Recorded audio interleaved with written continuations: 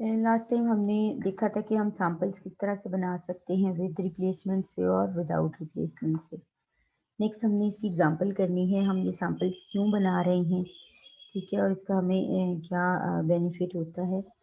यहाँ पे देखिए एक एग्जांपल है हमारे पास, उसमें इसने कहा है consider a population of 4 fishes, वही 4 फिशेज की विद लेंथ। अब उनकी लेंथ मेजर की गई है, एक की 18 इंचेस थी, एक की 20 इंचेस थी, एक की 22 इंचेस थी और चौथे की जो है वो 24 इंचेस थी। इसने क्या कहा, select all possible samples of size 2 without replacement. All possible samples select करें साइज 2 के विदाउट रिप्लेसमेंट के साथ, ठीक है। हमारे पास पॉपुलेशन साइज यहाँ पे 4 है, सैंपल साइज जो है वो 2 है।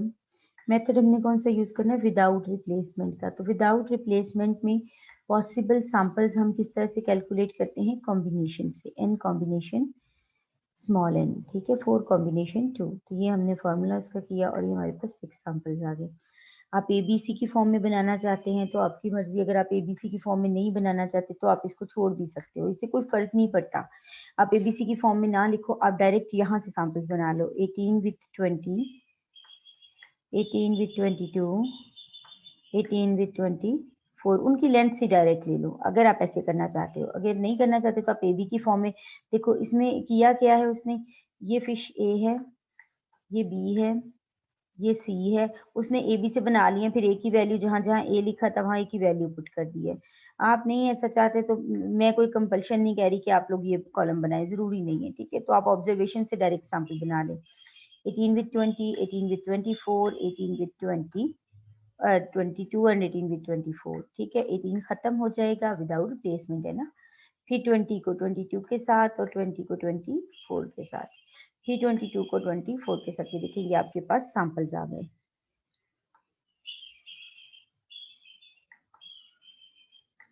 नेक्स्ट आपने क्या करना है, इसका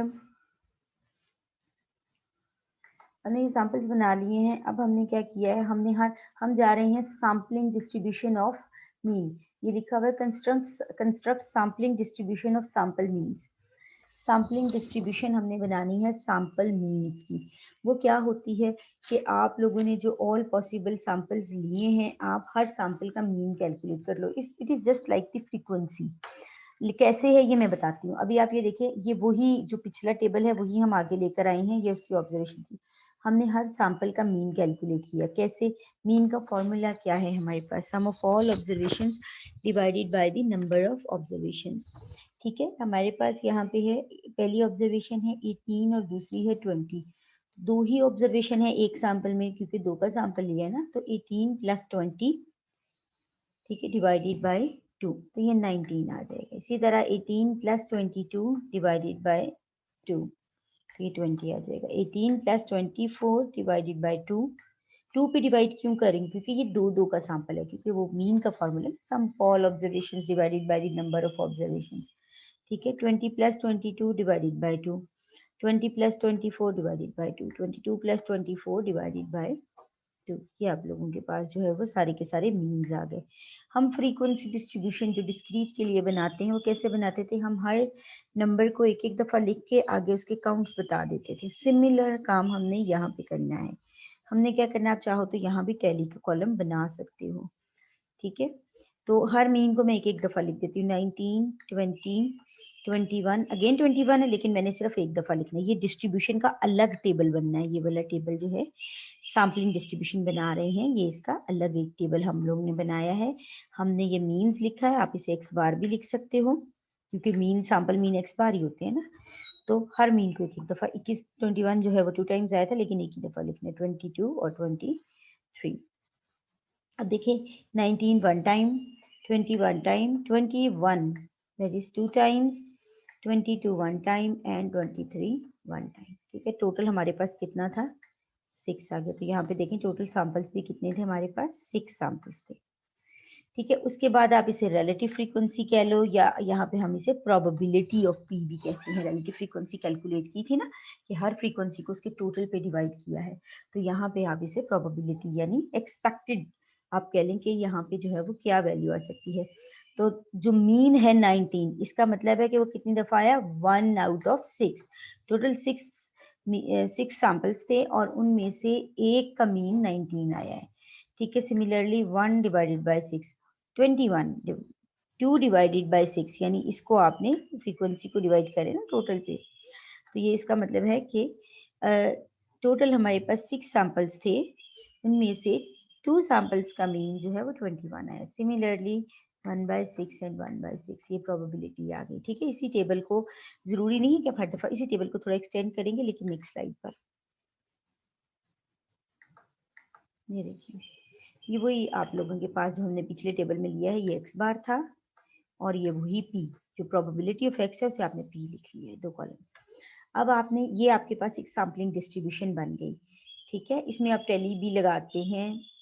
ठीक है, तो ये सैम्पलिंग डिस्ट्रीब्यूशन आपके पास बन गई थी, वहां से 2 कॉलम्स उठाए। अब हम sampling distribution find mean variance and standard error of sampling distribution of sample means, कि आपने सैंपल मीन्स की जो सैम्पलिंग डिस्ट्रीब्यूशन बनाई है उसका मीन और वेरिएंस कैलकुलेट करना है। सबसे पहले है जी उसके मीन का फॉर्मूला क्या है। उसके सैम्पलिंग डिस्ट्रीब्यूशन के मीन को आप म्यू ऑफ एक्स बार लिखते हो। इसके अलावा आप इसे ई ऑफ एक्स बार या एक्सपेक्टेड वैल्यू ऑफ एक्स बार भी कहते हो। आप इसे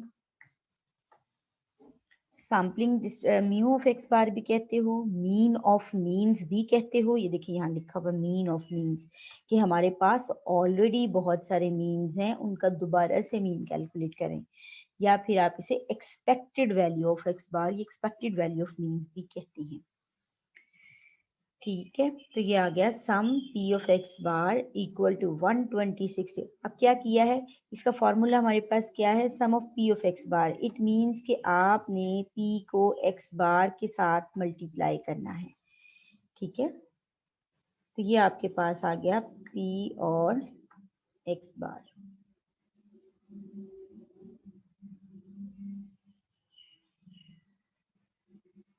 ठीक है, p को x बार से मल्टीप्लाई करते जाना है। आपने पहली वैल्यू को पहली वैल्यू से 19 मल्टीप्लाइड बाय 1/6 तो आ गया 19/6। 20 मल्टीप्लाइड बाय 1/6 दिस इज 20/6।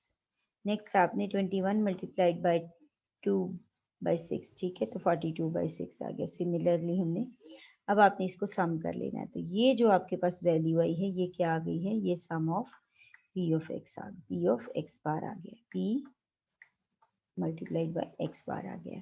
ये मल्टीप्लीकेशन का साइन यहाँ पे है, तो ये आ गया 126 डिवाइड बाय 6। तो आप यहाँ पे पुट करेंगे तो ये आपके पास मीन कितना आ गया, 21। नेक्स्ट है हमारे पास वेरिएंस ऑफ मीन्स।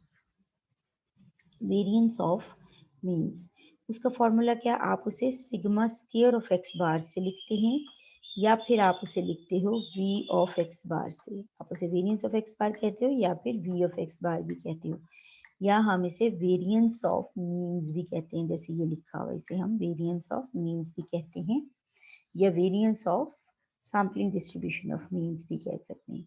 फॉर्मूला क्या है, sum of p of x bar square और minus sum of p of x bar का whole square, sum of p of x bar, ठीक है, इसी का होल स्क्वायर है। तो इसकी कैलकुलेशन ऑलरेडी हमारे पास अवेलेबल है, हमने सिर्फ ये कैलकुलेट करना है। ठीक है, तो इसके लिए हम क्या करेंगे, हम एक्स बार का एक आप कॉलम बना लें, आप चाहें तो सेपरेट कॉलम बना सकते हैं, यहाँ पे मैं बना देती हूँ। आपकी मर्जी, आप बनाना चाहिए, मैं सिर्फ सिखाने के लिए बता रही हूँ। ये देखिए कॉलम हम बना लेते हैं जिसमें एक्स बार का स्क्वायर कर लेते हैं, एक्स बार की तमाम वैल्यूज को स्क्वायर कर लेते हैं। ठीक है, 19 का स्क्वायर करेंगे तो 361 आएगा, 361 आएगा। ठीक है, 20 का स्क्वायर करेंगे तो 400 आएगा। ठीक है, आप 21 का अगर स्क्वायर करते हैं तो वो आप लोगों के पास आ जाता है 441, 441। सिमिलरली आपने 22 का स्क्वायर कर लेना। अब आपने इस x बार स्क्वायर को p के साथ मल्टीप्लाई कर देना, तो यहाँ से आपको x बार यहाँ से आपको मिलेगा ये टेबल। ठीक है, 361 मल्टीप्लाइड बाय 1/6 ये आ जाएगा 400 मल्टीप्लाइड बाई 1/6, 441 मल्टीप्लाइड बाई 2/6। तो इसी तरह ये सारा, तो इसका जो सम आ रहा है ये 2656 डिवाइड बाई 6 आ रहा है। ठीक है, आप इसे डिवाइड करते हैं तो ये आ जाता है 442.67। ये मैंने यहाँ पुट कर दिया माइनस, अब ये जो था ये 21 का स्केल, ये ऑलरेडी हमारे पास यहाँ कैलकुलेटेड था ना, तो उसका हमने यहाँ पे स्क्वायर कर लिया है, इक्वल टू। ठीक है, अब आप 21 का अगर स्क्वायर करते हैं तो वो आपके पास क्या आता है 441। ठीक है, तो आप 442 -0.67 में से 441 जो है वो माइनस करेंगे तो ये आ जाएगा 1.67 स्क्वायर्स, 1.67 इंचेस स्क्वायर आ जाएगा ना, तो वेरिएंस है। नेक्स्ट है हमारे पास स्टैंडर्ड एरर, आप इसे स्टैंडर्ड एरर ऑफ एक्स बार भी लिख सकते हो। ठीक है, और आप इसे लिखते हैं सिग्मा ऑफ एक्स बार, आप इसे लिखते हैं सिग्मा ऑफ एक्स बार। ठीक है, स्टैंडर्ड एरर होता क्या है? स्टैंडर्ड एरर होता है standard deviation of sampling distribution is known as standard error. Standard deviation of sampling distribution is known as standard error. Standard deviation of sampling distribution is known as standard error। ठीक है, तो हमने क्या किया, हमारे पास जो स्टैंडर्ड वेरिएंस था उसी का हमने यहाँ पे स्क्वायर रूट कर लिया। वेरिएंस का स्क्वायर रूट ये होता है ना स्टैंडर्ड डेविएशन, तो वो आ गया आपके पास 1.29 इंचेस। अब नेक्स्ट स्टेप क्या है, हमने अभी तक क्या किया, हमने ऑल पॉसिबल सैंपल्स बनाए, हर सैंपल का मीन कैलकुलेट किया, उसके बाद वो जो मीन्स थे उनकी एक सैम्पलिंग डिस्ट्रीब्यूशन बना ली, और उस सैम्पलिंग डिस्ट्रीब्यूशन का हमने मीन और वेरिएंस और स्टैंडर्ड एरर कैलकुलेट कर लिया। इसके बाद हमारे पास नेक्स्ट स्टेप है, जो हमारे पास पॉपुलेशन थी ना, एक्चुअली हमारे पास पॉपुलेशन थी, अगर आप बिल्कुल क्वेश्चन के स्टार्ट में देखें, ये देखें, ये देखिए पॉपुलेशन हमारे पास क्या थी, पॉपुलेशन हमारे पास ये थी 18, 20, 22 एंड 24। ठीक है, तो अब जो हमारे पास वो पॉपुलेशन है, हमने उस पॉपुलेशन का मीन और वेरिएंस कैलकुलेट करना है। हमने उस पॉपुलेशन का मीन और वेरिएंस कैलकुलेट करना है। जब हम लोगों ने मेजर्स ऑफ सेंट्रल टेंडेंसी शुरू किया था तो हमने साथ में पॉपुलेशन के फॉर्मूला भी देखे थे ना, तो अब हमारे पास पॉपुलेशन है, तो मीन पॉपुलेशन का मीन को म्यू से लिखते हैं, सम ऑफ एक्स ओवर एन, तो सम ऑफ एक्स हमारे पास क्या आ गया, एक्स की तमाम ऑब्जर्वेशन को सम कर लिया, तो ये आपके पास आ गया 84। 84 divided by 4 equal to 21। 84 divided by 4 equal to 21।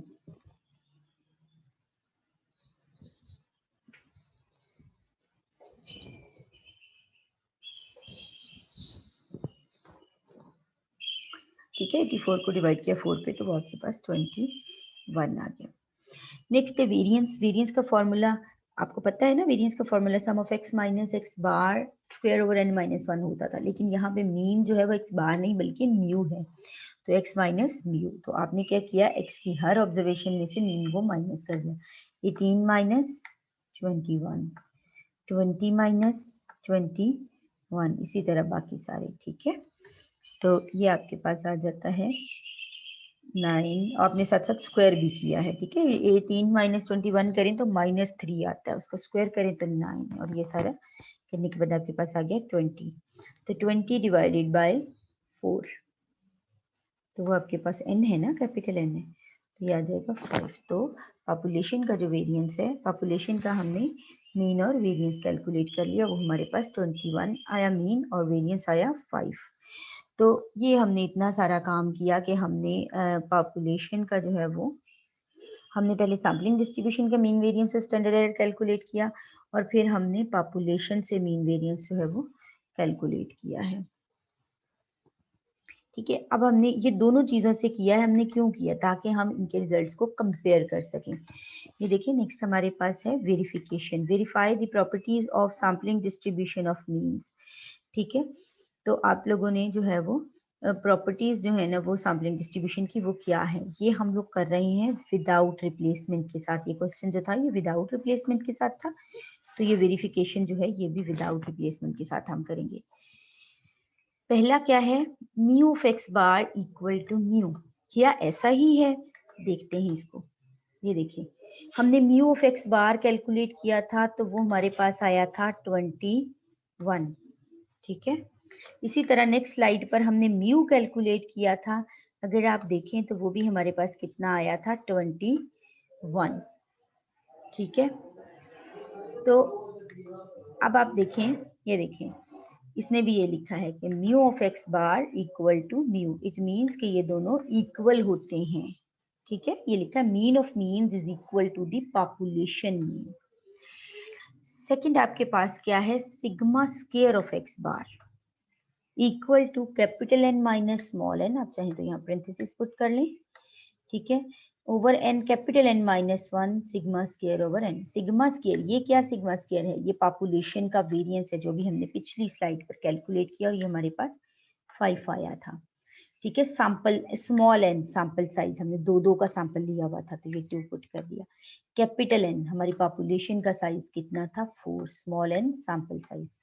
आप जब इसको कैलकुलेट करेंगे तो ये कितना आएगा, आप इसको कैलकुलेट करके देखें तो ये आएगा 1.67। आप इसको कैलकुलेट करके देखें, 1.67,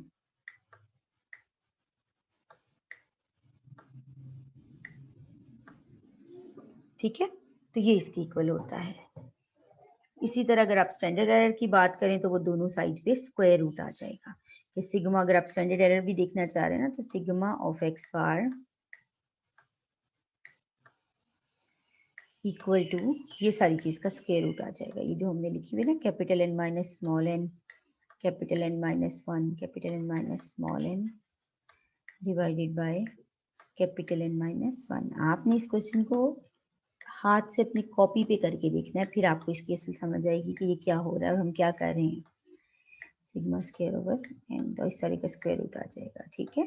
तो ये आपके पास स्टैंडर्ड एरर है, तो ये इसकी वेरिफिकेशन है। This term is called the finite population correction, क्योंकि सैम्पलिंग कर रहे हैं ना विदाउट रिप्लेसमेंट, ठीक है। तो इसको कहते हैं फाइनाइट पॉपुलेशन करेक्शन। अगर पॉपुलेशन बहुत लार्जर हो किसी केस में तो हम इसको इग्नोर कर देते हैं, ठीक है। क्वेश्चन आपने अपनी कॉपीज पे करके देखना है। नेक्स्ट देखते हैं, अब यही सेम क्वेश्चन जो है ये हमने किया था विदाउट रिप्लेसमेंट पे। नेक्स्ट सारी स्लाइड्स में यही क्वेश्चन जो है वो विद रिप्लेसमेंट के साथ किया। फर्क क्या आएगा, सिर्फ नंबर ऑफ सैंपल्स का। वहां सैंपल बने थे 6, यहाँ क्या है 4 रेज टू द पावर 2, ठीक है। Small N raise to the power capital N raise to the power small N equal to 16, ठीक है। तो ये 16 सैंपल बने हैं, ये देखो जैसे मैंने आपको कल सैंपल बनाना बताए थे, तो ये सारा उसमें आ जाएगा, ठीक है। ये सैंपल बनाए हैं और नेक्स्ट जो स्लाइड है उसमें देखें, उसने जो है वो उसकी सैम्पलिंग डिस्ट्रीब्यूशन सब हर एक का मीन कैलकुलेट कर लिया। बड़ा था ना टेबल, एक स्लाइड पे नहीं आ रहा था तो उसको हाफ ऑफ कर लिया है। आधी ये लिखी हुई है सैंपल्स, ये हैं एक ही कॉलम में आने थे, लेकिन वो जाहिर स्लाइड्स छोटी थी तो उसको स्प्लिट करके लिख लिया, आधे ये हैं, लेकिन सबके मीन कैलकुलेट कर लिए और इन सबके भी मीन कैलकुलेट कर लिए, ठीक है। और उसने ये साइड पे आपको, ताकि इसी टेबल पे बता सके, ये साइड पे आप लोग नेक्स्ट अलहदा टेबल बनाइएगा, उस पे यहाँ पे उसने आपको बना के दिखा दिया है। आप इसमें ना टैली बना लिया करें, टैली बनाने से ये इजी हो जाएगा आपको। ये देखिए, ये देखिए 18 पहली वैल्यू क्या आ रही है मीन की, 18, यहाँ पे लाइन आ जाएगी। दूसरी क्या है 19, तीसरी क्या है 20, चौथी क्या है 21, अगेन 19, ठीक है, फिर 20, क्योंकि गिनना नहीं पड़ेगा ना, 21, ठीक है, फिर 22, और इसी तरह ये सारे आप कर देंगे। टैली का एक कॉलम यहाँ पे बना लिया। तो ये आपके पास जो है ये सैम्पलिंग डिस्ट्रीब्यूशन इसने यहाँ पे बना दी है। आगे उसी तरह पी कैलकुलेट किया कि हर फ्रीक्वेंसी को उसके टोटल पे हमने डिवाइड कर दिया, ठीक है। और नेक्स्ट देखें जरा, उसने उसी तरह से वो सैम्पलिंग डिस्ट्रीब्यूशन का बाकी सारे फॉर्मूला आप सेम है, आगे कोई चेंज नहीं है, सिर्फ सैंपल्स बनाने तक डिफरेंट था, बाकी सब सेम है। उसी फॉर्मूला से मीन कैलकुलेट किया। ये देखिए P of x bar, P को मल्टीप्लाई किया एक्स बार के साथ, फिर पी को मल्टीप्लाई किया एक्स बार स्क्वायर के साथ। इसी तरह आपके पास वेरिएंस आ गया, स्टैंडर्ड एरर आ गया। हाँ, एक चीज और चेंज आएगी, एक तो ये पॉपुलेशन की भी वही कैरेक्टरिस्टिक्स कैलकुलेट कर ली हमने, ठीक है, अब चेंज क्या आएगा, वेरिफिकेशन में चेंज आएगा। वेरिफिकेशन में चेंज आएगा, पहला तो मीन ऑफ एक्स बार तो मीन के इक्वल होगा, चाहे विद रिप्लेसमेंट हो चाहे विदाउट रिप्लेसमेंट हो। लेकिन विद रिप्लेसमेंट में जो सैम्पलिंग डिस्ट्रीब्यूशन का वेरिएंस होता है वो इस चीज के बराबर होता है, सिग्मा ओवर एन के बराबर होता है। अब उसमें वो जो फैक्टर था ना फाइनाइट पॉपुलेशन करेक्शन, वो नहीं आएगी, ठीक है, क्योंकि हम रिप्लेस कर रहे हैं और फिर उठा रहे हैं, तो वो आपके पास सिग्मा स्क्वायर ऑफ एक्स बार जो है वो सिग्मा स्क्वायर ओवर एन के बराबर आता है। तो आप 5 डिवाइडेड बाय 2 कर लें तो ये 2.5 ही आएगा, तो यानी 2.5 इक्वल टू 2.50। अब ये क्वेश्चन जो है ये आप लोगों ने खुद करना है, इसको करके देखें, जहाँ कहीं प्रॉब्लम हो हम दोबारा इसे डिस्कस कर सकते हैं, इसको हमेशा डिस्कस कर लें, ठीक है। और इसी तरह स्टैंडर्ड एरर की बात की जाए तो आप